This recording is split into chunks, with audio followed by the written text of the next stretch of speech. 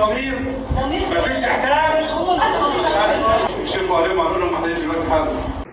واي مستشفى اكيد بيكون فيها نظام حجز تذاكر والدور وحاجات زي كده، وفي حاجات طبعا بيكون فيها طوارئ لازم يتم التعامل معاها بسرعه، عشان بتكون حالات صعبه، يعني حالات مرضيه صعبه ومفاجاه، فلازم يكون في ليها تعامل. ولكن هنا الدكتوره دورها ايه في الموضوع؟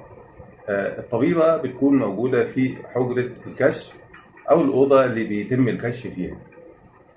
دخل المحافظ لها الدكتورة في مكان عملها، ولكن تم نهرها وتوبيخها بالكلام قدام المرضى، واللي اعتذر عنه رئيس الوزراء آخر النهار. ناس استقالت من عملها بسبب حاجة زي كده. يدخل يقول لك علق محاليل، ايه اللي عرفك ان المريض محتاج محاليل يعني؟